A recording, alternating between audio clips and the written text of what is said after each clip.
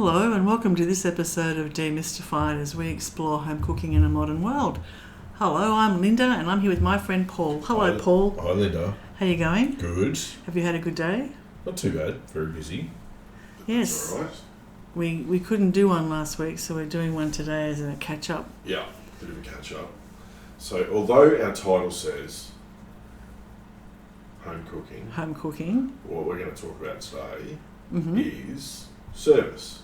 Service, aha. Service, because you and I both over the weekend had very different experiences Oh, okay. with service. Let's call it within hospitality. I haven't heard your service story, but okay. Well, so I'll start with mine Okay. and you can jump in with yours. So I went to for want of a better term, like a music festival, a day-long music festival.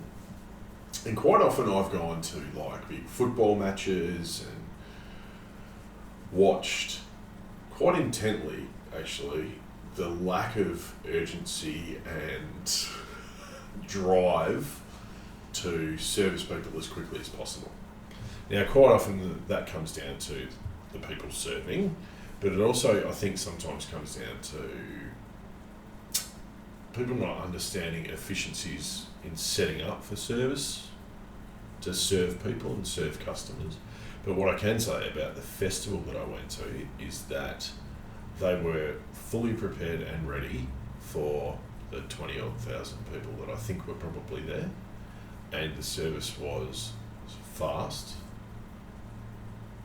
very well organised, and I did not queue, I reckon, for more than 5 minutes for anything. Both Wow. food and drinks. And drinks at those things are generally what you're waiting for. The bar at those places, even not the bar, even just for water. Yeah, Hello. this was extraordinary.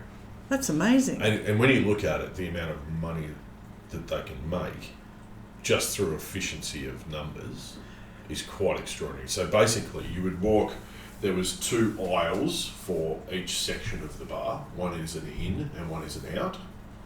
And you would have the person in front of you would be paying their bill, whatever it was, for their drink. Let's say drinks, right? Paying their bill for their drinks and move to the out lane. While they're paying their bill, I was already being asked, being the person behind them, what I wanted. So by the time they collected their stuff, my drinks were already there and I was paying. Wow. So for each in and out section, you had 2 people, one collecting drinks, one serving drinks, and a third person organising payment. They would have been very efficient and made an absolute mozza. Yeah, lots of money. And all of, to be fair though, all of the food outlets as well all had reasonable systems in place. So, like, I know service in a restaurant is different, right? But they all had reasonably good systems in place, and the really smart ones were that had a very limited menu.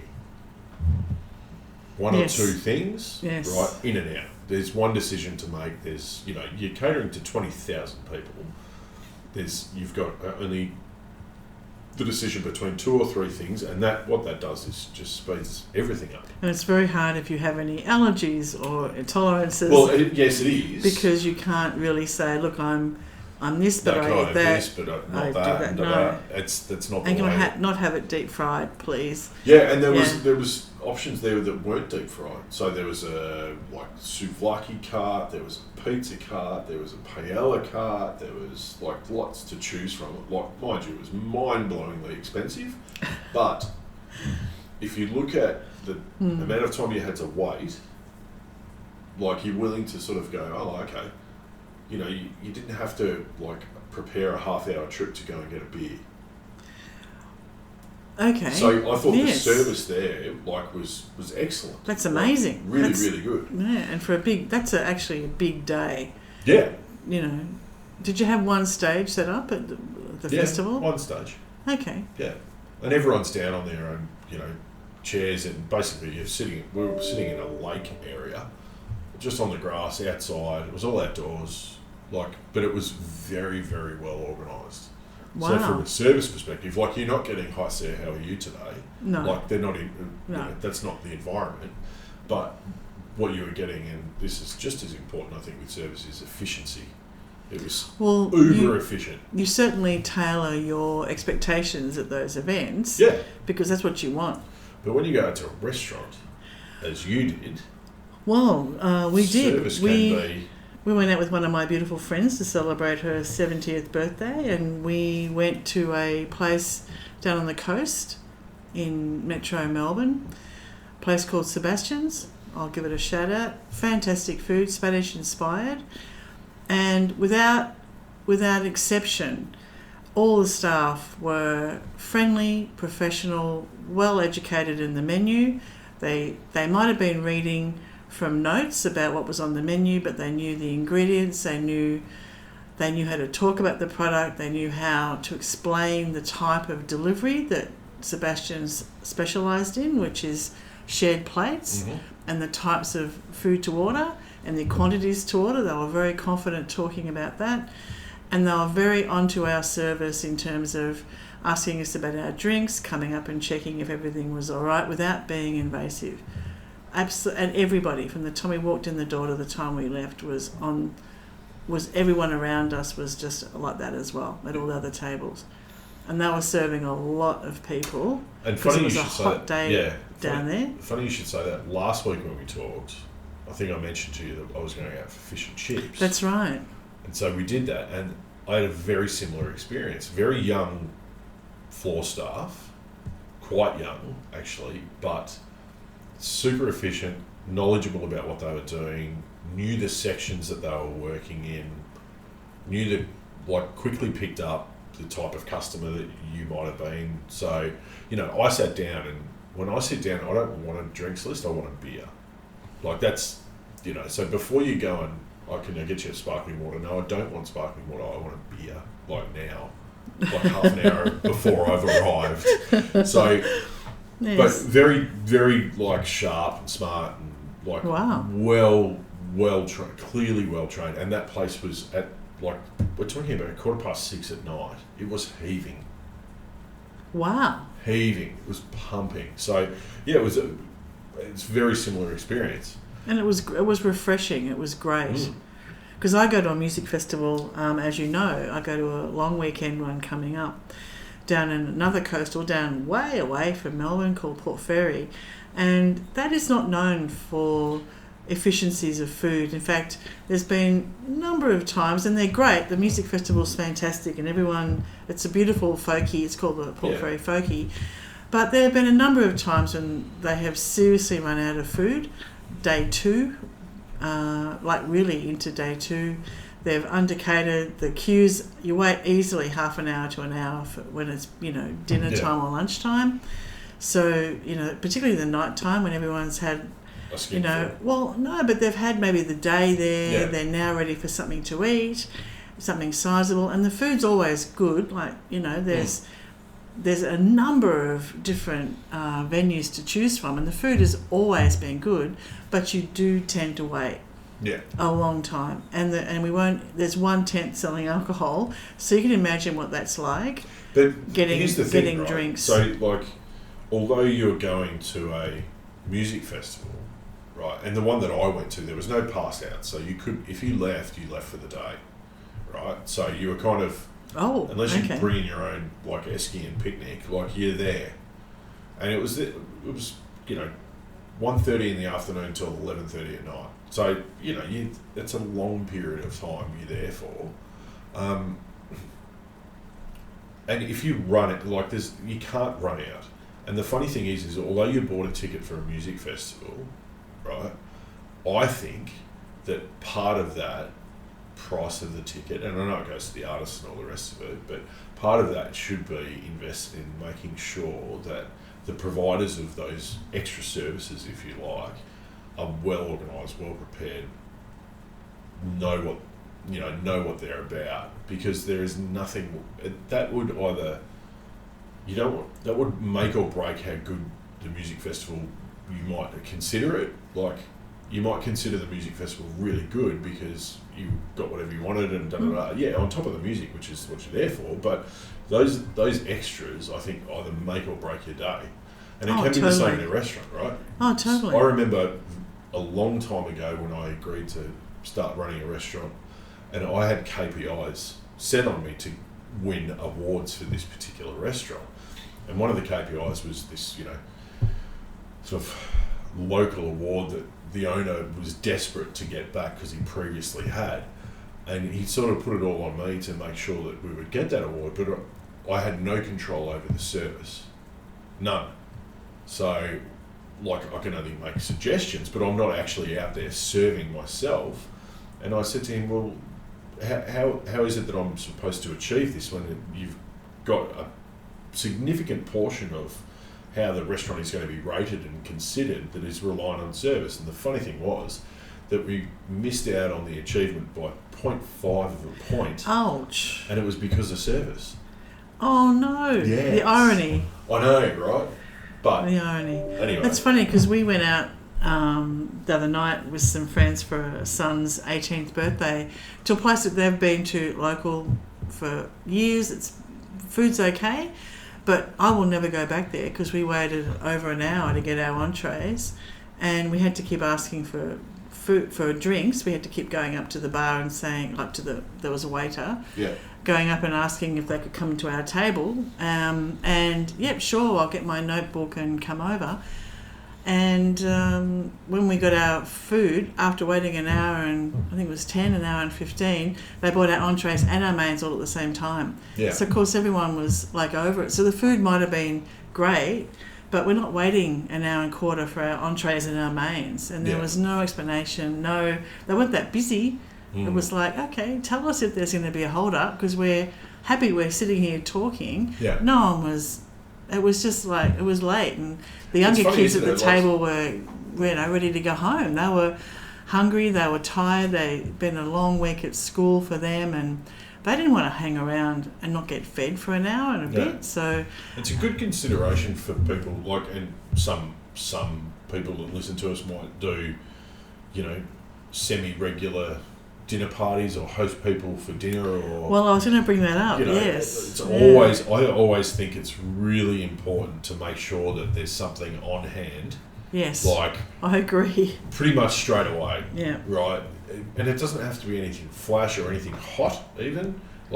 No, coals, but just something. But something to nibble on as soon as... I agree. As soon as your guests arrive, I think is a super important... I do it still to this day, so... I hosted a architectural dinner last week, and the first thing I do and the first thing I think about is, okay, so these people are arriving on a weeknight directly after work, and the last time they consumed something was lunchtime, and it's now 5:45, and I'm going to give them a drink, so got to make sure, I'm not doing it as an extra course, I'm doing it as a matter of course to make sure that as soon as someone arrives, they've got something just to snack on, because I'm cooking and doing a presentation of sorts, so they're kind of seeing everything happen in front of them, but they don't want to have to wait. By the time they chit chat and get settled and all the rest of it, then another hour is gone and they still haven't got anything.